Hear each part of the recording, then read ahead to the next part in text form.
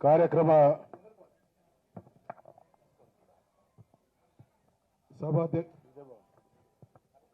సభాధ్యక్షులు గౌరవనీయులు జనార్దన్ గారు, గుజ్జ సత్యం గారు, పెద్దలు చాలా చక్కటి సందేశాలను ఇచ్చి మన నుండి అనుమతితో బయలుదేరినటువంటి గౌరవ పెద్దలు బండారు దత్తాత్రేయ గారు, మాజీ గవర్నర్ గారు, గౌరవనీయులు వి హనుమంతరావు గారు, బీసీల ఉద్యమానికి బీసీ అనే పదానికి పర్యాయ పదమైనటువంటి మనందరికీ మార్గదర్శి అయినటువంటి గౌరవనీయులు ఆర్ కృష్ణయ్య గారు, గౌరవ మంత్రివర్యులు వాకాటి శ్రీహరి గారు, వేదిక పైనటువంటి గౌరవ మిత్రులు శ్రీనివాస్ గౌడ్ గారు, మాజీ మంత్రివర్యులు, గంగుల కమలాకర్ గారు, మాజీ మంత్రివర్యులు, శాసనసభ్యులు, వద్దిరాజు రవిచంద్ర గారు, గౌరవ పార్లమెంటు సభ్యులు, పెద్దలు వన్నాల శ్రీరాములు గారు, గౌరవనీయులు రాపాక పోయిందా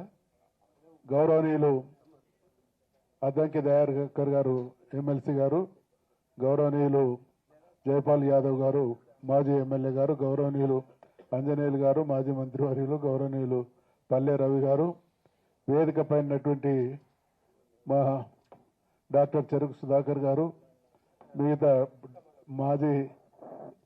గౌరవ శాసన మండలి సభ్యులు కుమరయ్య గారు, గౌరవనీయులు మా ఆత్మీయ మిత్రులు, నాకు అన్ని విధాలుగా సహకరిస్తున్నాం. మేము పరస్పరం ఇద్దరం ఏకనామా ధ్యేయులం. పుట్ట మధు గారు, కార్యక్రమానికి విచ్చేసినటువంటి మా ఆడబిడ్డలకు, బీసీ బిడ్డలందరికీ హృదయపూర్వకమైనటువంటి నమస్కారం. ఇది నా దృష్టిలో సంధికాలం. బహుశా ఇక్కడ ఉన్నటువంటి పెద్దలమందరం సుదీర్ఘ కాలం పాటు రాజకీయాల్లో అనేక ఆటుపోట్లను, అనేక అవరోధాలను, అనేక ప్రతికూల పరిస్థితులను ఎదుర్కొని రాజకీయ జీవితాన్ని గడుపుతున్నటువంటి వాళ్ళం. రాజకీయాల్లో ఎదిగేటువంటి క్రమంలో మన చుట్టూ ఉన్నటువంటి సమాజంతో పాటు ప్రపంచ స్థితిగతులను కూడా కాస్త అర్థం చేసుకుని రాజకీయాల్లో వ్యక్తులుగా కాపాడబడుతూ కొనసాగుతున్నటువంటి వాళ్ళం. మరి ఆర్ కృష్ణ అన్న చెప్పాలి, నాకైతే చదువుకున్నప్పుడల్లా డౌట్, ప్రపంచంలో ఎక్కడైనా మెజార్టీల ఆధిపత్యం ఉంటుంది, అధికారం ఉంటుంది, కానీ మెజార్టీలకు ఆధిపత్యం అధికారం లేకుండా అవమానాల పాలవుతున్నటువంటి దేశం కానీ ఏదైనా ఉన్నది అని అంటే అది భారతదేశం అనేటువంటి విషయాన్ని మనవి చేస్తా ఉన్నాం. ఇవాళ ఇక్కడ మనమందరం నిజంగా కొండందవుతే ఏం చేయాలి? ఆ స్థాయిలో పట్టాలి. మరి కొండను దవ్వినట్టు చేసి 42% రిజర్వేషన్లలో న్యాయం జరగాలనేటువంటి నినాదంని కూడా నిలబెట్టుకోలేనటువంటి అచేతన దీన స్థితిలో మనం ఉండడాన్ని చరిత్ర క్షమించదు అనేటువంటి విషయాన్ని మనం చేస్తా ఉన్నాం. ఆర్ కృష్ణయ్య గారు వారు మనందరికీ స్ఫూర్తి. ఆర్ కృష్ణయ్య గారు బీసీల కోసం, విద్యార్థుల విద్యా విషయమైనటువంటి హక్కుల కోసం, వాళ్ళ చదువు కోసం పోరాటాలు చేయనప్పుడు ఆర్ కృష్ణయ్య గారు లాంటి మహానుభావుడు రాకముందు ఆ తరం పిల్లలంతా వాళ్ళ నాయనలు ఏ దొర దగ్గరనో ఎట్టి చేస్తే వాళ్ళ దగ్గర వాళ్ళకు తోడుగా జీవితాన్ని జరిపినటువంటి స్థితిగతుల్ని మనం చూసినాం. మరి ఆ రోజు కొందరి ఆధిపత్యం మన మీద నడిచింది అంటే అర్థం ఉన్నది, కానీ ఇవాళ అన్ని రకాల చైతన్యవంతులమైన మనం ప్రతి ఇంట్లో చదువుకున్నటువంటి వాళ్ళం ఉన్నాం. ప్రతి ఇంట్లో అన్ని విధాలుగా వ్యవస్థ గురించి చర్చించగలిగినటువంటి చైతన్యంలో ఉన్నటువంటి మనం ఈరోజు ఈ దేశంలో రాజ్యాధికారం మాది, ఈ దేశంలో మేము ఇచ్చే వాళ్ళమే తప్ప పుచ్చుకునే వాళ్ళం కాదు అనేటువంటి శక్తి ప్రదర్శన చేయాల్సినటువంటి మనం మాకు 42% రిజర్వేషన్లు ఇవ్వండి. ఇదే హర్షించదగినటువంటి పరిణామం, బాధాకరమైనటువంటి విషయం కూడా. ఈ దేశంలోని బీసీలు మేమెంతో మాకంతా అనేటువంటి స్థితిలో మాట్లాడుతున్నటువంటి తరుణంలో 42% కూడా అమలు కాలేనటువంటి పరిస్థితులు దేశంలో కొనసాగుతున్నాయి అనంటే ఈ దేశంలో రాజ్యాధికారంలో కొనసాగుతున్నటువంటి వాళ్ళు బీసీలను ఎంత చులకన చూస్తున్నారు అనే దానికి నిదర్శనం. కాబట్టి నేను నా వ్యక్తిగతమైనటువంటి మనవి చేస్తా ఉన్నా, ఇది 42% సంబంధించినటువంటి అంశం మాత్రమే కాదు. తెలంగాణలో కానీ దేశంలో కానీ ఉన్నటువంటి బీసీల ఆత్మగౌరవ పోరాటం దిశగా మనం ఆలోచన చేయాల్సినటువంటి తరుణం అనేటువంటి విషయాన్ని మనవి చేస్తా ఉన్నాం. నేను క్రియాశీలకంగా రాజకీయ నాయకుడిని. 42-43 సంవత్సరాల్లో జరిగినటువంటి కుట్రలు ఈ దేశంలో బీసీలు ఈ రోజు కూడా 2వ తరగతి పౌరులుగానే బతకాల్సినటువంటి పరిస్థితి.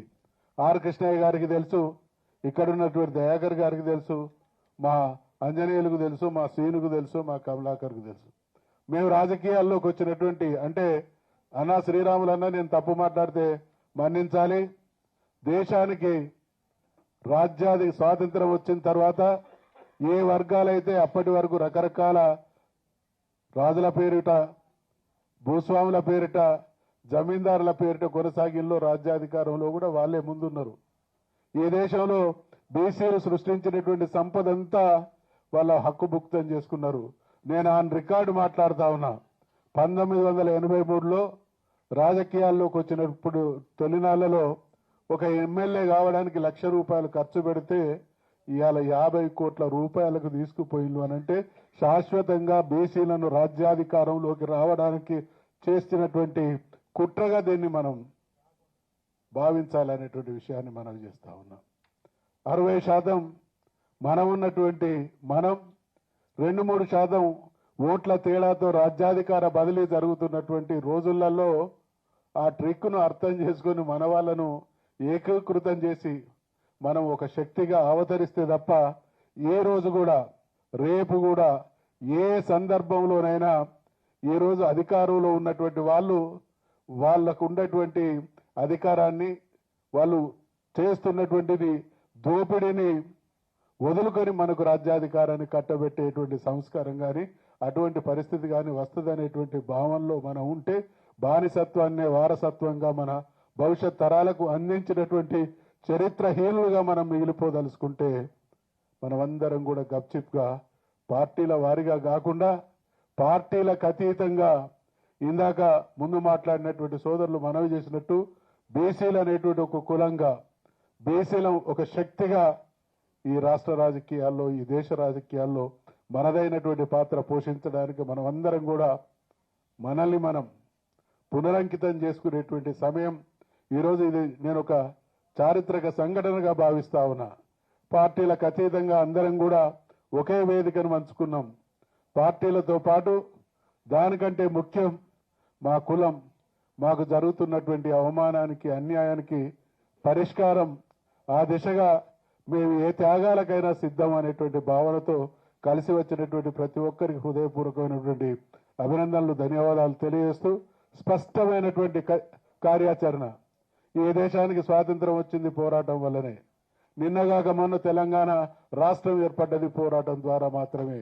పోరాటమే సమస్యకు పరిష్కారం అనేటువంటి విషయంలో స్పష్టంగా మనం భాగస్వాములుగా చరిత్రలో మనదంటూ అధ్యాయాన్ని లిఖించుకున్నటువంటి వాళ్ళంగా మరొక్కసారి ఈ దేశంలో ఉండేటువంటి బీసీల తలరాతను మార్చే వేదికగా తెలంగాణ ముందుండాలనేటువంటి ఆశాభావాన్ని వ్యక్తం చేస్తూ కార్యక్రమాన్ని దిగ్విజయం చేయడానికి ఈ అంశం పట్ల స్పష్టమైనటువంటి వైఖరితో వచ్చేసినటువంటి ప్రతి ఒక్కరికి హృదయపూర్వకమైనటువంటి అభినందనలు, ధన్యవాదాలు తెలియజేస్తూ సమిష్టిగా చేసేటువంటి ఏ నిర్ణయంలోనైనా మేమంతా కలిసి వస్తామనేటువంటి విషయాన్ని మరొక్కసారి మనవి చేస్తూ మన ఒత్తిడి కోర్టులతో పాటు, కోర్టుల కంటే కూడా ఈ దేశంలో పాలక వర్గాలను కదిలించడం ద్వారా వాళ్ళలో మానసికమైనటువంటి, రాజకీయపరమైనటువంటి ఒత్తిడి తీసుకురావడం ద్వారానే సమస్యకు పరిష్కారం చేదిక్కుతుంది. కాబట్టి ఆ దిశగా మన కార్యాచరణ ఉండాలనేటువంటి విషయాన్ని